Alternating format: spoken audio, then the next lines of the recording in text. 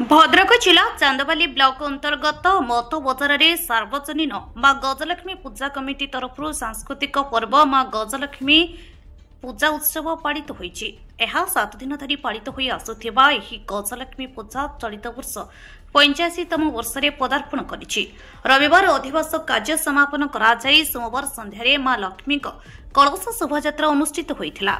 प्रकाश से 1941 मसीहा समयर कथा स्वर्गत नाट्यकार नवकुमार साहू एवं सहपाठिनी सुना साहू पिला समय धूली रे लक्ष्मी मूर्ति करी खेलती। परवर्ती समय मां स्वप्नादेश फल मां मुन्मयी मूर्ति निर्माण कराई विधिवत पूजित होई आज यही विशाल पूजा परिणत हो पारिछि। आसंतु गजलक्ष्मी पूजा आरंभ बाबद कमिटीर सभापति उमाकांत सामल कौन कहउछंती सुनिबा। 1941 मसीह मठरे जो बर्तमान माँ को मंदिर बर्तमान अच्छी से जगार आम नाट्यकार नवकुमार साहू जे आगुरी जात्रा पार्टी थिला सी सहकर्मी सुना ये दी जन धूली खेल माँ को आविर्भाव होते गोटे धूली खेल माटीर कंढे भाया बागे माँ को पूजा आरंभ कले। आरंभ करापर आमर जो पूर्वपुरुष मैंने अच्छा स्वर्गत लक्ष्मीधर साहू स्वर्गत गयाधर महांती स्वर्गत मोहनीचरण साहू एमानकर तत्वावधान पूजाटी आरंभ करागला। ये गोटे छपर चार छपर घर कराला। चार छपर घर कर माँ को पूजा आरंभ करागला।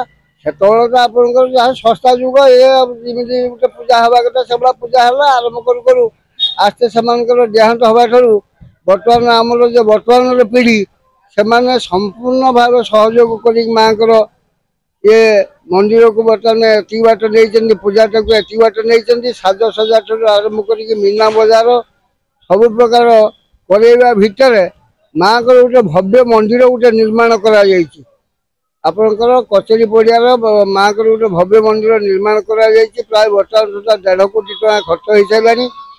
आसंता मार्च 25 की जीवाई माँ को से योजना आम करुचु से माँ को ऊपर निर्भर कौन केमी से जीवे जिते शीघ्र जीवे ये बहुत कंजेस्टेड हो जगह तेणु जहाँ जो माँ को मूलर रही आम बर्तमान बंचेक रखीचु जहाँ जमी आहरी उन्नत उन्नत कर कमेबार ना आमर लोकाल जो मैंने अच्छा आम कमिटीर मेम्बर 30-32 जन कमिटी मेम्बर अच्छा समस्त सहयोग संपूर्ण सहयोग रही संगे संगे आम मठ ग्राम पंचायत जो अच्छा आम युवक पिला जो अच्छा से संपूर्ण सहयोग आम प्रति रही पूजा से शांति श्रृंखला रक्षा कर पुलिस भाई मैंने आमको संपूर्ण सहयोग कर संध्यारू राति 10टा पर्यंत से बाइक फाइक छाड़ूना लोक शांति श्रृंखला रक्षा कर प्रकार करम बर्तमान पूजाटी की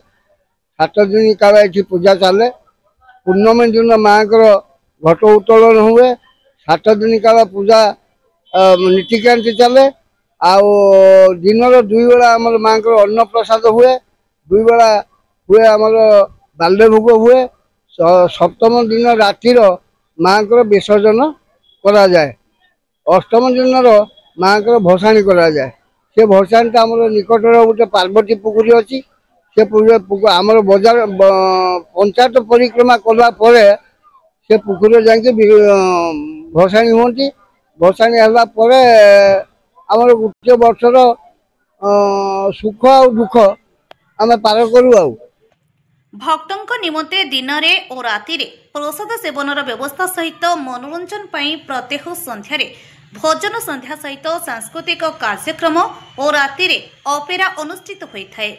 आसंता काली अष्टमी दिन निकटस्थ पार्वती पोखरी रे संपूर्ण लोककला कीर्तन मंडली सह भसाणी करासिबा नै कमिटी सूचना देछि।